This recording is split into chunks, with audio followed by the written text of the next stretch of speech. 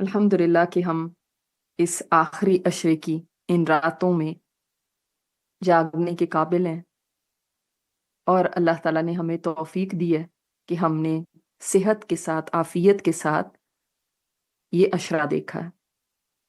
पूरे रमज़ान की रातों को अगर साल भर की रातों के साथ कंपेयर किया जाए तो रमज़ान की रातें बेहतरीन हैं।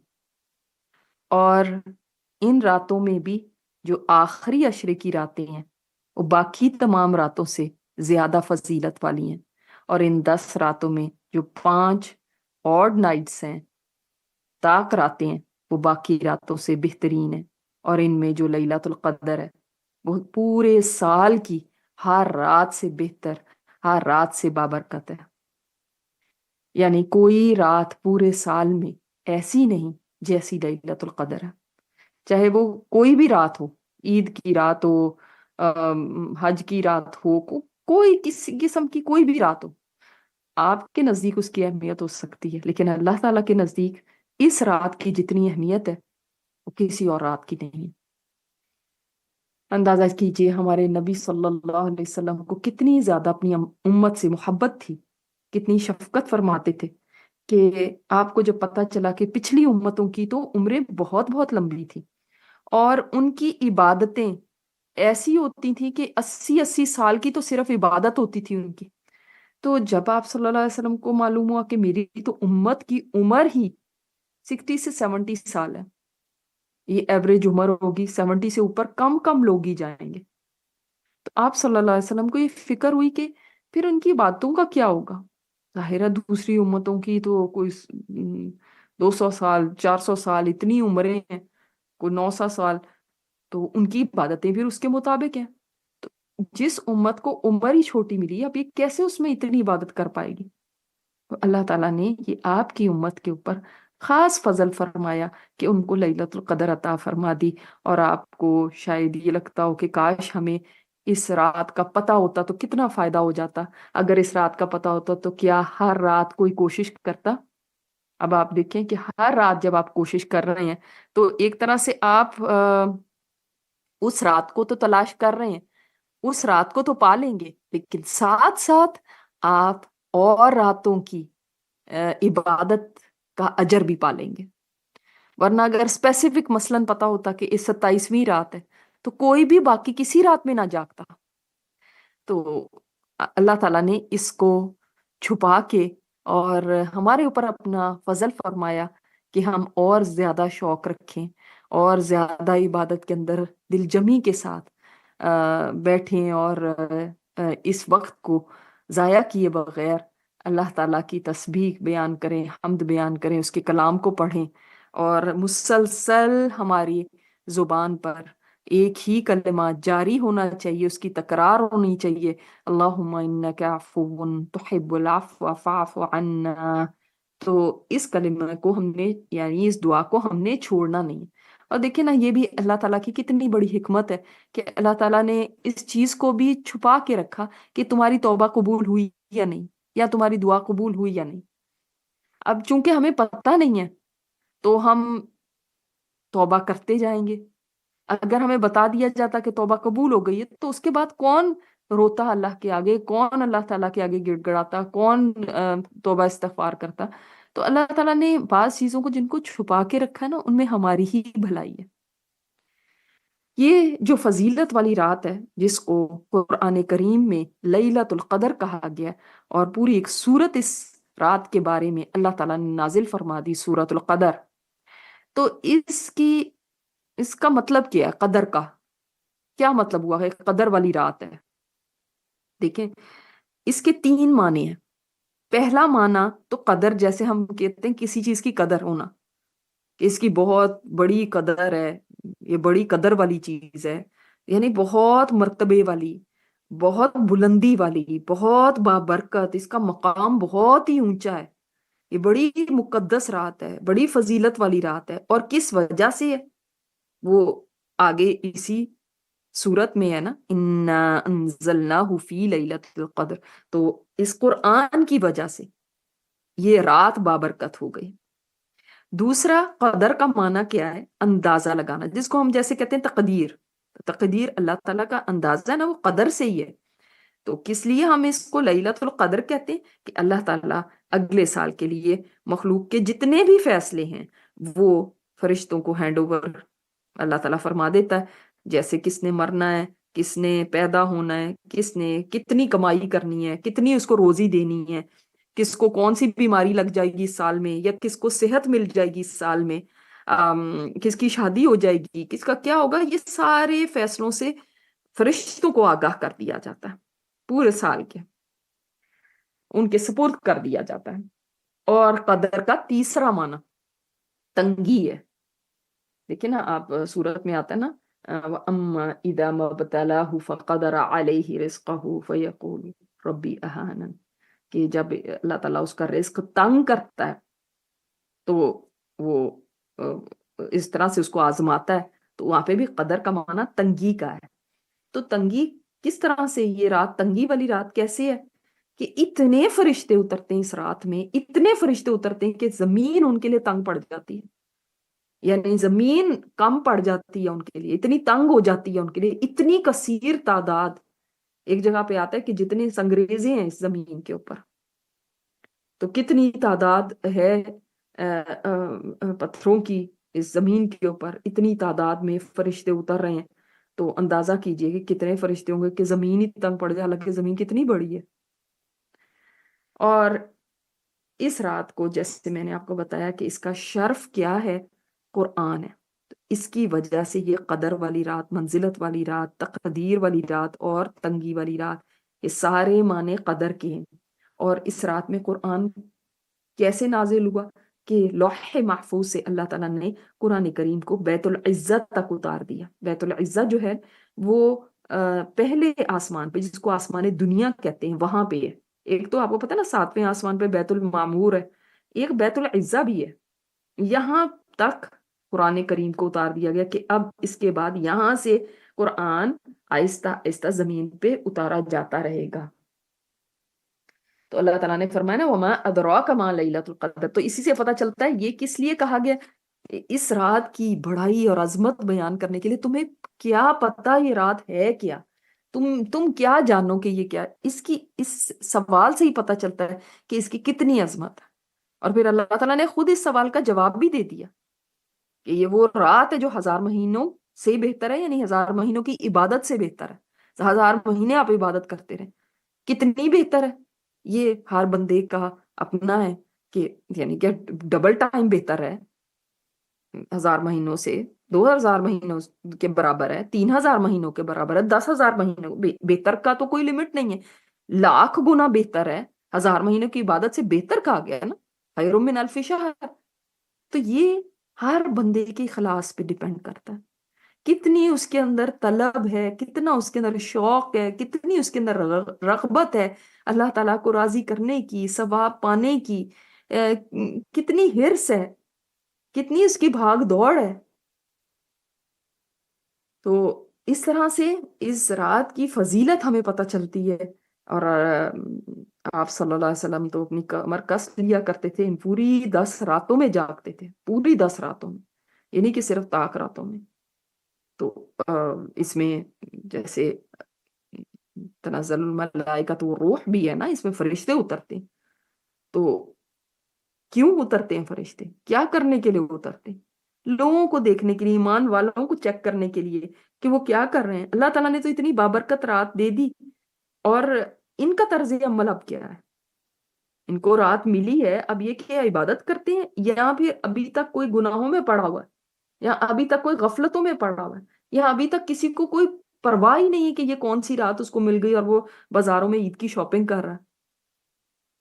تو وہ جب لوگوں کو عبادت میں دیکھتے ہیں نا تو بہت خوش ہوتے ہیں، اپنی محبت کا اظہار کرتے ہیں. اور نمبر 2 ان کا کیا کام ہے کہ وہ کیوں اترتے ہیں؟ اس لیے تاکہ مومنوں کی دعاؤں پر وہ آمین کہیں. تو یہ دعاؤں کی قبولیت کی بھی رات ہے. اسی لیے تو عائشہ رضی اللہ تعالیٰ عنہا نے جب پوچھا کہ میں یہ رات پالوں تو میں کیا کروں، یعنی کیا کہوں میں، کیا مطلب بہت ساری چیزیں ہو سکتی ہیں. آپ صلی اللہ علیہ وسلم فرما سکتے تھے تو تم قرآن پڑھو، تم یہ کرو یا یہ کرو. آپ نے کیا فرمایا کہ تم یہ دعا کرو. اور یہ کس لیے کہ فرشتے اس رات آمین کہتے ہیں دعاؤں پر. تو سوچیں ذرا کہ فرشتوں کی آمین ہو گئی، اور ایسی دعا کے اوپر ہو گئی جو اتنی جامع دعا ہے، اتنی اس کے اندر ایک یعنی جملے کے اندر اتنی خیر ہے چھپی ہوئی. اللہم انک عفو، ذرا غور کیجئے اس دعا کے اوپر. عفو، عفو کا مطلب ہوتا ہے کنسیل کرنا. دیکھیں خواتین اپنے چہرے پہ کنسیلر لگاتی نا تاکہ داغ دھبے جو ہیں چھپا سکے. اچھا سوری، غفرہ کا مطلب ہوتا ہے کنسیل کرنا، عفو کا مطلب ہوتا ہے اریز کرنا. تو ایک ہوتا ہے غفرہ، ہم کہتے ہیں نا اللہ تعالیٰ میری مغفرت کر دے. تو غفرہ یعنی اس کو ڈھانپ دینا، چھپا دینا. اور عفو جو ہے وہ ہے ڈیلیٹ کر دینا. جیسے آپ ڈیلیٹ کا بٹن پریس کرتے ہیں اور اس سے آپ کا سارا جو ڈیٹا ہے وہ ختم ہو جاتا ہے اور اس کے بعد اسکرین پہ کچھ بھی نظر نہیں آتا. تو یعنی غفرہ میں تو یہ ہے نا کہ چھپا دیا. جیسے آپ کو میں نے آپ کو بتایا کہ اپنے داغ دھبے چھپا دیے. ایک ہے کہ آپ کے چہرے پہ داغ دھبے ہی نہ ہو، آپ کو چھپانے کی ضرورت ہی نہیں. تو اللہ تعالیٰ چھپا دیتا ہے، وہ بھی ایک چیز ہے، لیکن وہ انسان کے اعمال نامے میں محفوظ ہے، لکھی بھی رہے گی اور فرشتے بھی اس کو جانتے. اور ایک ہے عفو کہ جس کے اندر اللہ تعالیٰ بالکل مٹا دیتا ہے، ریکارڈ ہی صاف ہو گیا، ریکارڈ میں ہی نہیں ہے. انسان قیامت کے دن دیکھے گا تو اس کو نظر نہیں آئیں گے اپنے وہ گناہ. اللہ تعالیٰ تو ایسے ڈیلیٹ کر دینا، اور فرشتوں تک کو بھی یاد نہیں ہوں گے. اللہ تعالیٰ ان جگہوں کو بھلا دے گا جہاں پہ وہ گناہ ہوا ہے، بالکل اس کا صفایا کر دے گا اس گناہ کا. تو اللہم انکا عفو، اللہ تو اس طرح سے بالکل صاف کر دینے والا ہے، ڈیلیٹ کر دینے والا ہے، اریز کر دینے والا ہے، مٹا دینے والا ہے. تحب العفو ہے، اللہ تعالیٰ تو معافی کو پسند فرماتا ہے، تو خود معاف بھی کرنے والا ہے، تجھے پسند ہے کہ معاف کیا جائے. فاعف عنا، تو ہمیں معاف فرما دے، ہم سے درگزر فرما دے. تو اس کا مطلب اللہ تعالیٰ کو معافی پسند ہے. آپ کے ساتھ بھی اگر کسی نے کوئی زیادتی کی بھی ہے تو کینہ نہ دل میں رکھیے، اب آپ اس کو معاف کر دیجئے. اسی طرح خاص الخاص میں یہ کہوں گی کہ جو لوگ اپنے والدین سے ناراض ہوئے ہوں، اپنے والدین سے گلے شکوے رکھتے ہوں، ان کے دلوں کے اندر کوئی والدین کے بارے میں بری باتیں ہوں، تو آپ درگزر کر دیجئے. کیونکہ والدین جو ہیں وہ ایک آسان راستہ ہے جنت تک جانے کا. والدین کی رضا میں اللہ کی رضا ہے. تو ان کو ناراض کرنا یا ان کے بارے میں دل میں بغض رکھنا یا شکایتیں رکھنا، گلے شکوے رکھنا، یا ان سے بات ہی نہ کرنا، اور پھر ہم اس کے بعد اللہ تعالیٰ کے پاس جا رہے ہیں کہ یا اللہ تو ہماری بخشش کر دے، تو ایسے کیسے ہوگا؟ لہٰذا والدین کے ساتھ اگر کسی نے اپنے تعلقات بگاڑے ہوئے ہیں تو وہ ان راتوں میں والدین کو منا لے. تو جب ہم کہتے ہیں نا اللہ تعالیٰ تجھے معافی پسند ہے، وہ اللہ تعالیٰ کو معاف کر دینا پسند ہے. ہم بھی اس صفت کو اپنائیں کہ ہم معاف کر دیا کریں. ہم خود تو کسی کو معاف کرتے نہیں، لیکن اپنے لیے اتنے گناہ کر کے چاہتے ہیں کہ اللہ تعالیٰ ہمارے سارے ہی گناہ معاف کر دے، ہماری ساری غلطیوں پہ ایک ہی دفعہ اریزر پھیر دے. تو خود بھی تو پھر دل اتنا بڑا کرنا چاہیے کہ ہمارے ساتھ تو کسی نے کیا بڑی زیادتی کر لی ہوگی، کتنی بڑی کر دی ہوگی. ہم جو خود نافرمانیاں کرتے ہیں وہ اتنی بڑی ہیں اس لیے کیونکہ ہمیں ایک پل بھی اللہ تعالیٰ کے جو احسانات ہیں ان کے آگے ہمیں ایک پل بھی اس کی نافرمانی نہیں کرنی چاہیے تھی. وہ کتنا عظمت و رب ہے جس کے احسانات ہی احسانات ہیں ہمارے اوپر، اور تب بھی ہم نے اس کی ویسی قدر نہ جانی جیسی قدر کرنی چاہیے تھی. مگر اپنے لیے ہم سب چاہتے ہیں کہ میرے ساتھ تو کوئی کچھ ذرا سا بھی غلط نہ کرے، اور اگر کر دیا تو اب تو میں کبھی معافی نہیں کروں گی. تو ان راتوں میں لوگوں کو معاف کر دیں اور پھر اللہ تعالیٰ کے آگے گڑ گڑائیں، اور اس کو دعا کو بار بار پڑھتے جائیں، بار بار پڑھتے جائیں. اس کی دیکھیں جامعیت میں ایک اور بات بھی ہے، اور وہ یہ ہے کہ دیکھیں ایک تو عفو کا معنی ہوتا ہے، یہ تو ہمیں پتہ چل گیا، اس کا معنی ہے معاف کر دینا. لیکن اس کے علاوہ اس کے معنی میں بڑھوتری کا معنی بھی ہے، زیادہ ہونے کا معنی۔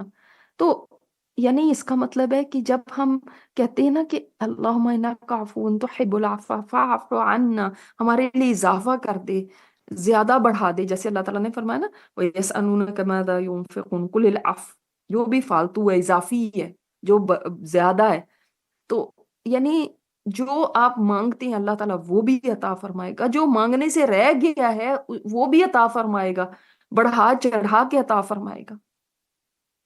تو یعنی اضافہ کرے گا، آپ کی ہر چیز میں اضافہ ہے نا، اس کے اندر صرف مال کی بات نہیں ہے، ہر چیز میں۔ اب آپ اضافہ کس کس چیز میں چاہتے ہیں؟ اپنی صحت میں بھی چاہتے ہیں، اپنے اور بھلائیوں میں، نیکیوں میں بھی اضافہ چاہتے ہیں، آپ اپنے مال میں بھی اضافہ چاہتے ہیں، جس چیز میں بھی۔ اس میں جب کثرت کا معنی آ گیا تو پھر آپ کو اضافہ اضافہ ملے گا۔ اور پھر تیسری بات اس کے اندر ایک اور بھی ہے، اور وہ معنی کیا ہے؟ عافیت کا معنی، عافیت مل جانا۔ تو جس کو عافیت مل گئی تو سبھی چیزیں اس کو مل گئی، جسم میں عافیت مل گئی، دین میں عافیت مل گئی، روزی میں عافیت مل گئی، اولاد میں عافیت مل گئی، تو اس میں یعنی کہ انسان کو بھلائی ملے اس میں۔ تو دین میں عافیت کیا ہے؟ کہ اب نیکی کی توفیق مل جانا، نیکی میں آگے بڑھ جانا، دین میں آگے بڑھ جانا۔ آخرت کے متعلق عافیت کیا ہے؟ کہ آخرت کی رسوائی سے انسان بچ جائے، وہاں پہ بھلائیاں مل جائیں، سلامتی سے جنت میں چلا جائے۔ دین کی عافیت اور دنیا کی بھی عافیت، اور دنیا کی اور چیزوں کی عافیت، اپنے جسم میں بھی عافیت، یہی کہ اللہ ہر بیماری سے مجھے بچا کے رکھنا۔ تو اس میں کتنے سارے پہلو آتے ہیں نا، ایک دعا ہے لیکن ایک لفظ میں کتنا کچھ سمویا ہوا ہے کہ ہم یہ ایک دعا مانگ کر اور کتنا کچھ پا سکتے ہیں۔ لہٰذا اس دعا کو مانگنے کے لیے نہ تو کسی کو پاک صاف ہونے کی ضرورت ہے، کہ کوئی پاکی کی حالت میں ہے تو وہ یہ دعا مانگ سکتا ہے، جیسے کہ خواتین اپنے مخصوص ایام میں وہ بھی اس دعا کا ایسے ورد کریں کہ پوری رات اس دعا کو مانگتے رہیں۔ اسی طرح اگر کوئی اور کچھ بہت زیادہ کھڑے ہو کے عبادت نہیں کر سکتا، بڑھاپا ہے یا کمزوری ہے، بیٹھے بیٹھے اس دعا کو کرتے رہیں۔ جس نے یہ دعا مانگ لی اس نے سب کچھ حاصل کر لیا۔ ابن قیم فرماتے ہیں نا کہ جب تم دعا مانگو لیکن تمہارے پاس ٹائم کم ہے اور تمہاری ضروریات بہت زیادہ ہیں، تو پھر کیا کرو؟ کیا آئیڈیا آپ کے پاس؟ پھر تم اپنی ہر دعا یہ بنا لو کہ اے اللہ مجھے معاف کر دے، کیونکہ اگر اس نے معاف کر دیے تو بن مانگے ہی سب کچھ دے دے گا۔ لیکن ہمارے گناہ ہی حائل ہوتے ہیں ہمارے نعمتوں کے پانے میں۔ بعض چیزیں ہمیں صرف اس لیے نہیں ملتی کہ ہمارے گناہ رکاوٹ بنے ہوتے ہیں۔ تو لہٰذا اس دعا کی کثرت کیجئے، آپ کو سب کچھ ہی مل جائے گا۔ جب معافی مل گئی تو سب کچھ مل گیا، بن مانگے مل جائے گا۔ اور یہ سوچ کے بھی مانگیے کہ فرشتے اس وقت میری دعاؤں کے اوپر آمین کہہ رہے ہوں گے، اور فرشتے مجھے واچ کر رہے ہیں، مجھے دیکھ رہے ہیں کہ یہ میں اس وقت کیا کر رہی ہوں۔ کہیں ٹی وی لگا کے تو نہیں بیٹھی ہوئی، کہیں میں ٹیکسٹنگ تو نہیں کر رہی، کہیں میں اور کوئی سوشل میڈیا پہ تو نہیں جا کے وہاں پہ کچھ بات چیت کر رہی ہوں۔ فرشتے کیا دیکھیں گے؟ کیا ہم چاہتے ہیں کہ فرشتے کیا دیکھیں، ہمیں کس حال میں دیکھیں؟ کیا ہم عبادت میں لگے ہیں؟ کیونکہ وہ صرف خود نہیں دیکھتے بلکہ وہ اوپر جاتے ہیں جب اگلے دن، تو وہاں کے فرشتے بھی ان سے پوچھتے ہیں کہ فلاں فلاں، وہ جانتے ہیں کہ کون کون تھا، پچھلے سال کیا کر رہا تھا، اس کی کیا رپورٹ تھی، ان کو یاد ہے۔ تو وہ پوچھتے ہیں کہ فلاں فلاں اب اس دفعہ کیا کر رہا ہے، تو وہ بتاتے ہیں پھر کہ پچھلے سال وہ یہ کر رہا تھا، اس سال دیکھو ذرا اس کو کہ کیسا ہو گیا وہ، پچھلے سال تو وہ اچھا تھا اب اس طرح کا ہو گیا۔ یا پھر وہ کہتے ہیں کہ فلاں بندہ پچھلے سال تو اتنا کچھ خاص نہیں تھا کر رہا، لیکن اس سال وہ بہت اللہ کے راستے میں آگے، دین میں آگے بڑھ گیا۔ تو فرشتے جو ہیں، جو لوگ آگے بڑھنے والے ہوتے ہیں دین میں، ان کے لیے بخشش کی دعائیں مانگنی شروع کر دیتے ہیں۔ اور جو لوگ اب نکمے ہو گئے ہیں، پچھلے سال تو بہت اچھے تھے لیکن اس سال جب فرشتے آئے تو انہوں نے دیکھا کہ اس سال تو بالکل یہ لیزی ہوئے میں، سب چھوڑ چھاڑ کے بیٹھے ہیں. تو اب یہ جا کے جب ان کو بتائیں گے تو وہ جو ان کے لیے دعائیں کر رہے تھے اب وہ دعائیں ان کے لیے چھوڑ دیں گے کرنی. تو ہم کیا چاہتے ہیں کہ ہماری رپورٹنگ کیسی ہو؟ پچھلے سال ہم کیا تھے اور اگلے سال ہم کیا ہو گئے؟ بہتر ہونی چاہیے یا پہلے سے بھی گئی گزری یا پہلے سے کم؟ ہم کیا چاہتے ہیں؟ فرشتے ہمارے لیے بخشش کی دعائیں کنٹینیو کریں یا چھوڑ دیں؟ یہ فیصلہ ہمیں خود کرنا ہے کہ لاسٹ ایئر انہوں نے مجھے کس حالت میں دیکھا ہوگا، اب میرا ایمان بڑھا ہے وہیں کا وہیں ہے یا اس سے بھی گیا جو پچھلے سال تھا. تو ہر ایک کو اپنی حالت کا خود اندازہ ہوگا اور ہونا چاہیے کہ اس کی بیس پہ ہی ہم پھر اپنی اصلاح کر سکتے ہیں. اگر پیچھے ہو گئے ہیں تو آگے بڑھنا ہے. کیوں پیچھے ہوئے؟ کیا محرکات ہوئے؟ کہیں ایسی صحبتیں تو نہیں اختیار کر لی جن کی وجہ سے ہم آج پیچھے ہو گئے؟ پچھلے سال ہم اچھے بھلے تھے. پچھلے سال تو بہت سارے لوگ کہتے ہیں نا میں پہلے تو ایسے سے کرتی تھی، پتہ نہیں اب تو میرے سے ہو ہی نہیں رہا، اب تو میں ایسے ہو گئی ہوں. کیوں ہو گئے؟ کیا غفلت تو نہیں چھا گئی؟ کیا دنیا نے تو نہیں دل میں بسیرا کر لیا؟ اتنے دنیا کے شوق اور مصروفیات تو نہیں پال لی کہ اب اتنی عبادت ہو ہی نہیں پاتی؟ کہیں ایسا تو نہیں کہ اللہ کے ذکر سے دور ہو گئے ہوں؟ کہیں ایسا تو نہیں کہ ایسے دوست بنا لیے ہوں جو اللہ تعالیٰ سے دور کرنے والے ہیں؟ تو دیکھنا چاہیے، ریزن جاننا چاہیے. وہ جا کے بتاتے ہیں ہم نے فلاں بندے کو سجدے میں پایا، فلاں رکوع کر رہا تھا، فلاں قرآن پڑھ رہا تھا. تو وہاں کے فرشتے بہت غور سے سنتے ہیں. آپ امیجن کر سکتے ہیں کہ میرا اور آپ کا ذکر آسمانوں پہ ہو رہا ہو، فرشتے ہمارے بارے میں باتیں کر رہے ہیں اور وہ ایک دوسرے پہ سے کہہ رہے ہو فلاں فلاں کے اوپر اللہ کی رحمت ہو، اللہ تعالیٰ اس کو معاف کر دے. حاملین عرش دعائیں کر رہے ہو، اتنی اچھی ہماری رپورٹ اوپر جائے.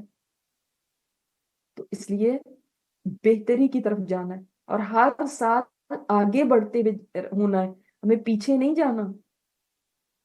اور اللہ تعالیٰ سے یہی دعا ہے کہ وہ ہماری ان دعاؤں کو، ہماری ان عبادات کو، ہمارے قیام کو، ہمارے قرآن پڑھنے کو اللہ تعالیٰ قبول فرما لے اور ہمیں ان لوگوں میں شامل فرمائے جن کے لیے فرشتے بخشش کی دعائیں کرتے ہیں، جن کے لیے فرشتے رحمت کی دعائیں کرتے ہیں، جن کے گھروں میں فرشتے تشریف لاتے ہیں اور ان کو دیکھتے ہیں کہ وہ اللہ کی عبادت میں لگے ہوئے اور فرشتے خوش ہوتے ہیں اور آمین کہتے ہیں ان کی دعاؤں پر اور اچھی جا کے اوپر دوسرے فرشتوں کے پاس ان کی رپورٹنگ کرتے ہیں. اللہ تعالیٰ ہمیں ان میں شامل فرماتے. تو اسی شوق کے ساتھ ہم نے عبادت کرنی ہے، اسی بات کو ذہن میں رکھ کے عبادت کرنی ہے اور تھکنا نہیں ہے. تھوڑے سے دن اب باقی رہ گئے. اللہ تعالیٰ ہمیں ہمت دے. لا حول ولا قوت الا باللہ. ہمیں کوئی طاقت اور قوت نہیں، ہم اللہ تعالیٰ سے ہی مانگتے ہیں کہ وہ ہمیں عطا فرما دے اور ہم سے یہ نیکی کے کاموں کو کروا لے اور پھر ان کو قبولیت کا بھی شرف عطا فرما دے.